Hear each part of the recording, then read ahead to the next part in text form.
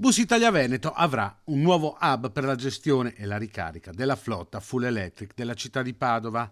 Inaugurato infatti il deposito Goldoni con le prime 44 colonnine da 2,5 MW di potenza. Entro la fine dell'anno saranno completate le restanti 46 per una potenza di 5 MW, un'opera finanziata con fondi PNRR.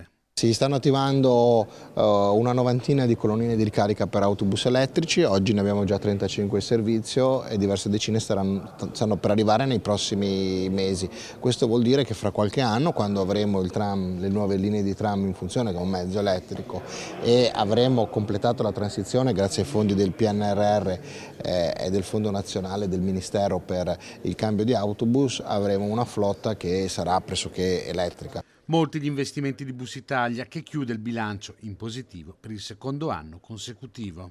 Anche quest'anno abbiamo chiuso il bilancio in positivo, abbiamo raggiunto 1.458.000 di utile che in qualche modo dà atto delle operazioni che abbiamo messo in campo in questi 2 anni, non soltanto per gli investimenti che abbiamo cercato di fare nell'evoluzione della flotta, ma anche in risorse umane, che è l'aspetto principale dell'azienda.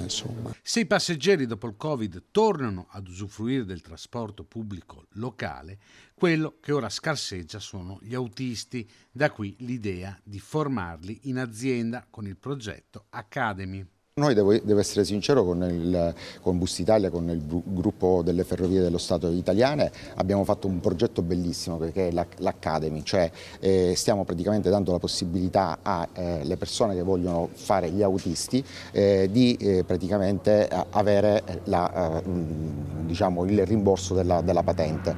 Quindi questa è una cosa secondo me fondamentale, perché ci dà la possibilità di formare poi il personale.